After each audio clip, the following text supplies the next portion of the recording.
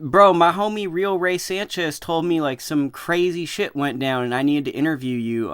What happened with this whole weigh-in thing? So the contract was set at 127, and I actually was already weighing in at 125.2, and he actually comes in at 140. So we had to redo the contract. We both had to agree at 135, and so obviously he got penalized. He got, he got a fee from the commission, and plus he had to pay me some of his purse for coming in so overweight. So, but we did a contract at 135. So he comes in at 134.8 or something like that, I think. And I came in at 129, but I had gained pretty much like 5 pounds by drinking water. So that sucked, bro, because my stomach was like bloated for like until fight night, pretty much. So that's what pretty much happened.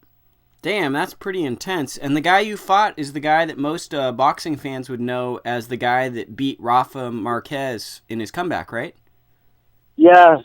So, he's one of these fighters, man. That he's well known. He was a top contender, and I think he fought for the title a few times. I'm not really sure.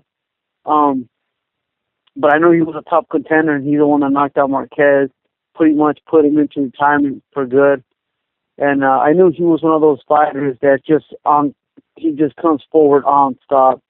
And this was my first fight back in 8 months, and my first fight going eight rounds. So, and he was overweight, bro. So I had a lot of things going through my head. Yeah, and I've been behind the scenes a little bit, and like I know how mad coaches get when a guy's just 1 pound overweight. And when Ray texted me and was like, "Dude, this guy I know, like the guy that's coming in against him, is like ridiculously overweight. Like you just said, you had to basically drink water, but it's almost been, I've heard of occasions like Brian Vera versus Julio Cesar Chavez Jr., where Vera's eating food day of the fight. I guess I'm just kind of curious, like, did that make you angry, or what do you think when you find out a guy's that overweight? Oh yeah, but I was pissed. I was like, man, like if you knew you were gonna be so much overweight, you could have easily called us a day before or something, so I don't have to be starving myself over here trying to make weight. You know what I mean? Yeah, I mean, I get frustrated. It pisses me off because you're doing what you signed a contract for, so you're doing your part of the contract, and it sucks when the other guy doesn't do it. You know what I mean? Because it just shows you right there that he doesn't really care what the contract says. He's gonna do whatever he wants. So and plus I was out there by myself, bro. Nobody wouldn't with me from Utah. I was out there by myself.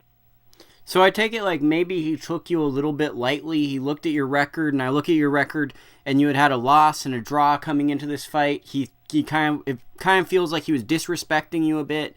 He didn't take you as maybe a serious opponent, and you kind of you punished him for that. Yeah, I think he overlooked me. He probably thought, especially by him coming over that much weight, I think he thought, well, I have dealt with the fights that he has. I have fought. I gone past 10, 12 rounds multiple times. I'm just going to overwhelm him pretty much. I'm pretty sure I'm going to stop this guy within 4 rounds. And actually, when we fought, though, he after the fight, he told me I didn't expect for you to be this tough.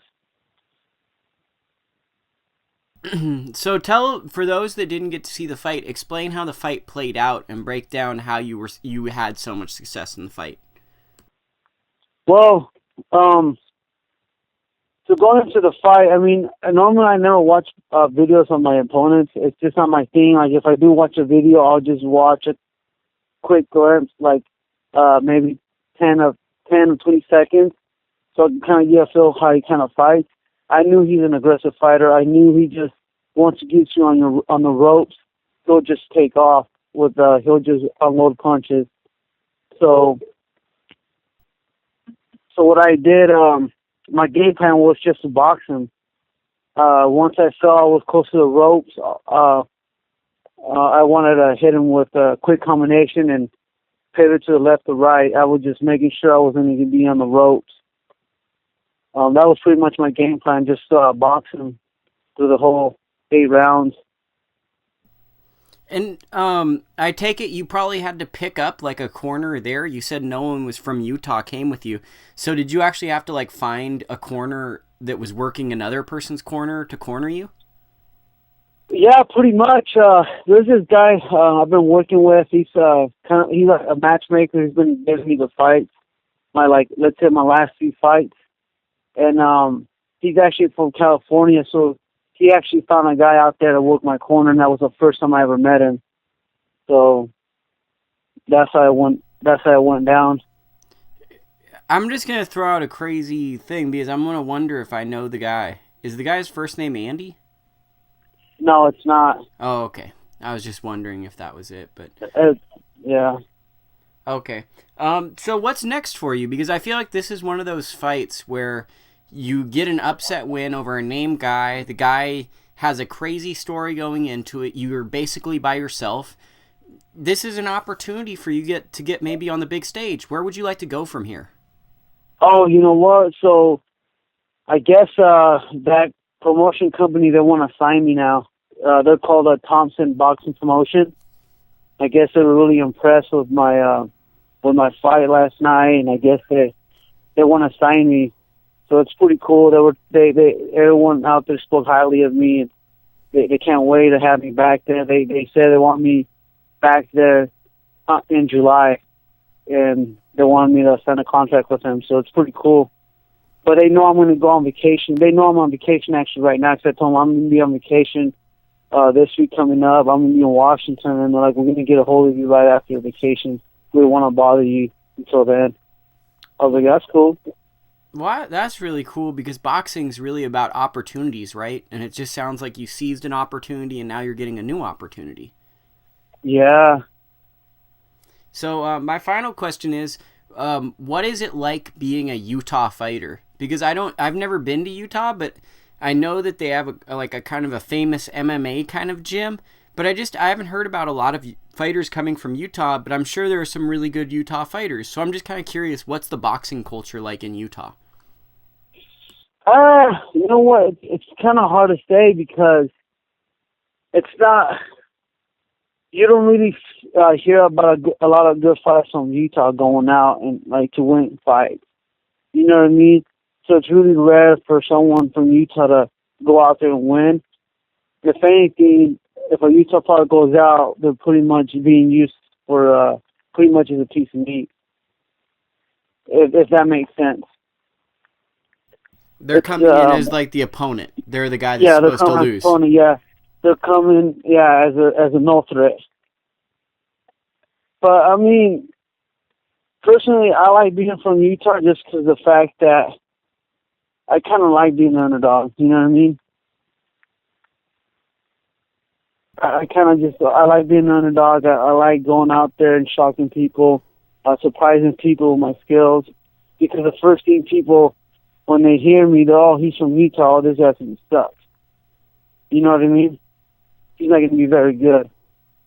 So, I don't know. I kind of like being from Utah. It kind of, in a way, kind of helps me stand out from, not to be rude to some other Utah fighters, but it kind of does. So I kind of like it. How did you get so good? I'm just kind of curious because you're saying a lot of these. Well, to be honest with you, I kind of give it to my dad. When I was 12, my dad used to train us. He used to train my brother and I. And when my dad used to train us, my dad used to actually take us every single week, every weekend to New Mexico, Colorado, California, Washington State. Every single week, man, he just take it to a different state, pretty much all the West Coast states, and we should fight. And that's why I have so many fights as an amateur. And yeah. Okay, well, I'll let you get back to your vacation, but before I let you go, where can people find you on social media? Oh, bro, just my Facebook. If they go to Jose Haro, Utah or West Jordan, Utah. That's where they can find me, or they can go to my Instagram. It's actually Pepito Haro 55. I don't know if you need to write that down. And I gotta tell you this, man. You need to get a Twitter, because the boxing fans are living on Twitter, and you need a Twitter so then they can interact with you on there, because boxing's really strong on Twitter. Okay. So, but I'll let you get back to your vacation, and thank you for giving us this time. This was just awesome to catch up with you. Hey, thanks for taking the time for doing this. I really appreciate it. Of course. It'll be up really soon. All right, thanks, bro.